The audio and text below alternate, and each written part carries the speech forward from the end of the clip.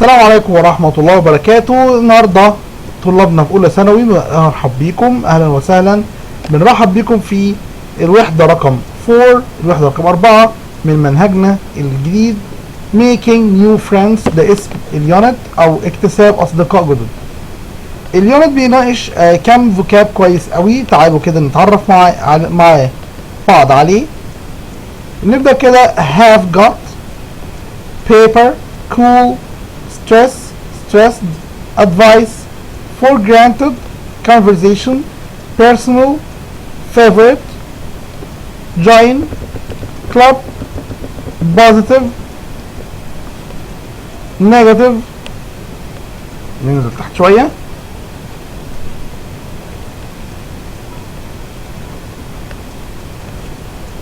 passive, adverse, tips, radio, mess,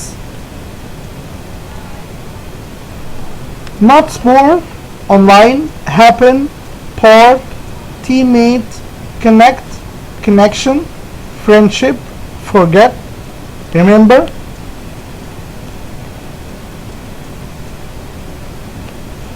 get to, canteen, good for, good to, good at, list, see off, show, discuss, discussion,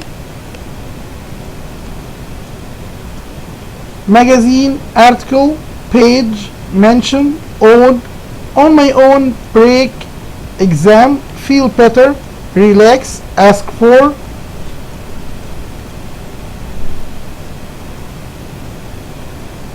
singular, plural, agree, disagree, agreement, fight, below, concern, activities,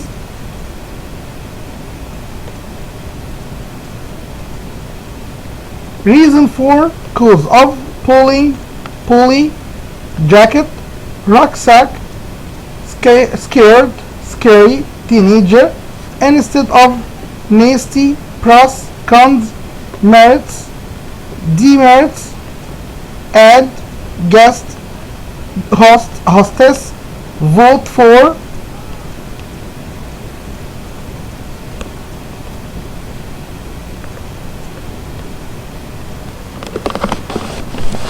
ده كان اهم الفوكاب. نبدأ بقى الجزء الخاص بالديفينيشنز او التعريفات. مهم جدا ان ابقى عارف الديفينيشنز، ان دي بتبقى محل سؤال في الامتحان. advice, take something for granted. يعني ايه بقى ديت؟ تعال نشوفها. really to think that you don't have to work to get something. يعني ان انت تبقى تاخد شيء موثوق فيه. not sport، ده لوحة الاعلانات. connection، الاتصال او التواصل. pulling، البلطجة. bully، الشخص اللي بيبلطج. to bully، ان to frighten or hurt a weaker person، انك تخوف او تأذي شخص اضعف منك اللي هو يبلطج. عندنا هنا prepositions مهمة جدا. prepositions exams او expressions هنسيبها قدامك كده بحيث انك تقدر تنقلها او تعمل pause للشاشة وتذاكرها كويس. بعد كده language functions او الملحوظات اللغوية غاية في الأهمية النهاردة.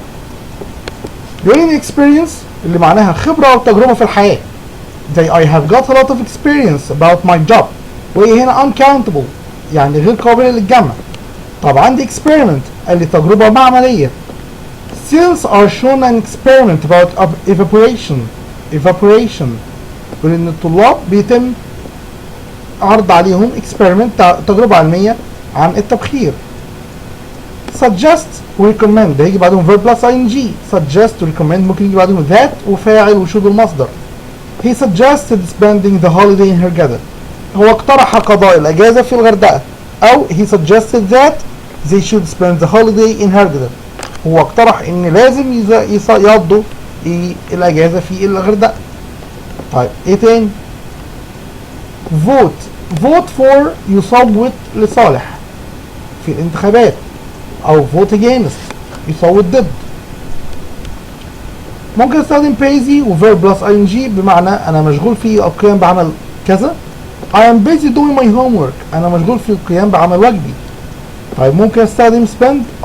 I have spent a lot of time study نضيف لها I N G. Can you give me some advice أو some tips on how to make new friends؟ ممكن تنصحني ازاي اكتسب اصدقاء كده؟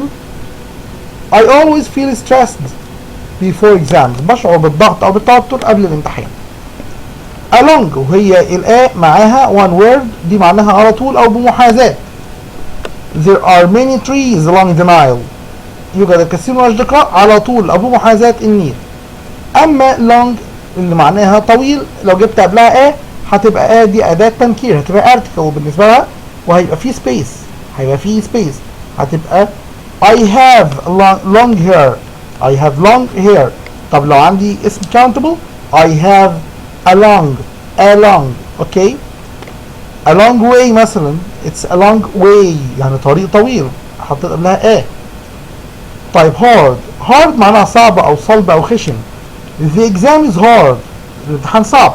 the chair is hard الكرسي hard خشن. او صلب. the beans are hard الفول صلب او خشن. طب hard برضو ممكن استخدمها as added adverb، ممكن استخدمها كظرف بمعنى بجد. I always study hard انا دائما study hard بذاكر بجد. طيب hardly خلي بالك بقى hard معناها صعب او خشن او بجد، مش معنى hardly ان معناها بصعوبة او بخشونة او لا. امال ايه؟ hardly دي كلمة تانية خالص، دي adverb معناه بالكاد. يعني ايه بالكاد؟ يعني تقريبا لا. لو قلت لك she hardly does anything يعني هي تقريبا ما بتعملش حاجة. لو قلت لك I can hardly see you يبقى انا تقريبا شايفك او بالكاد اراك، يعني أنا تقريبا مش شايفك. he tried to cross the borders but failed. cross يعبر. he tried حاول ان يعبر the borders الحدود but failed ولكنه فشل. they will visit the houses across Egypt معناها عبر. هم هيزوروا المنازل اللي في مصر او عبر مصر. طيب يونت 4 بيتكلم عن نيو تاون. تعالوا نقرا كده. بيقول لي it's a day 1 at a new school in a new town. اول يوم ليا في مدرسه جديده في مدينه جديده. you have got all the paper and pens you need. مع كل الورق والاقلام اللي محتاجها. you are wearing cool new clothes. انت لابس ملابس جميله جديده. but you don't know anyone and you are not sure. ولكن انت ما عندكش مش عارف اي حد وانت مش متأكد where to go. starting at a new school feels so hard because you don't have any friends there to help you. انك تبقى اول يوم ليك في المدرسة الجديدة ده حاجة صعبة لان انت ما عندكش اصدقاء يقولوا لك تعمل ايه او يساعدوك. it's very easy to feel stressed. تشعر بانزعاج بسرعة. but life will go easier. ولكن الحياة هتستمر او هتبقى اسهل will get easier. here's some advice to help you. خد النصيحة دي. don't take it for granted that other students will start a conversation. يعني ما تثقش قوي ان الطلاب التانيين هم اللي هيبدأوا المحادثة. ask other people questions. اسأل أسئلة about themselves. اسأل الناس عن نفسهم. everyone was talking about with himself. try asking them about their favorite subject or which sport they like and don't ask too many personal questions. اسأل اي حد عن معلومات كتير عن مثلا مادته المفضلة او عن رياضته، بس ما تسألش عن personal questions اسئلة شخصية. you can only make friends if you spend time with them. the best way to do this is to join any clubs or do sports you like or go online or look at the notice board at your school and find out what's happening. if you are part of a team which your treatments will feel connected to you. بيقول لي هنا ان عايز تتواصل معاهم انضم لي اي جماعة او اي نادي او اي رياضة هم بيعملوها اونلاين، او تابع النوتس بورد لوحة الاعلانات في مدرستك وشوف هم بيعملوا ايه او بيتعاملوا ازاي. and that connection could become a friendship. والاتصال ده او التواصل ده باي شكل ممكن يبقى صداقه. while you are busy talking to other students, وانت بتتكلم مع أو الاصدقاء الاخرين, don't forget to study. Remember to do your homework so you don't have any problems with your teachers. يعني افتكر كده ان انت برضو علاقتك تبقى كويسه بالمدرسين. Those teachers can also give you some advice on how to make friends and enjoy your life.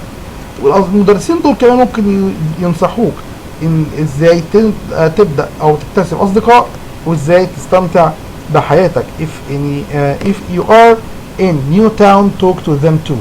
ولو انت في مكان جديد او في بلد جديده اتكلم معاهم ايضا. ده كان جزء الريدنج والفوكاب والديفينيشن بتاع يونت 4 الوحده رقم 4. هنتقابل ان شاء الله تعالى في الجزء الثاني في الحلقه الثانيه من يونت 4 مع شرح الجرامر. وخلي بالك عشان هيبقى جزء مهم جدا جدا جدا، شرح درسين جرامر مهمين جدا هما countable uncountable، القابل للجمع والغير قابل للجمع، واستخدامات الارتكلز او الادوات او ان وذا. انتظروني ان شاء الله في الجزء الثاني في الحلقه الجايه من يونت 4 الوحده الرابعه. كان معاكم طاهر منصور، دمتم بصحه وعافيه، والسلام عليكم ورحمه الله وبركاته.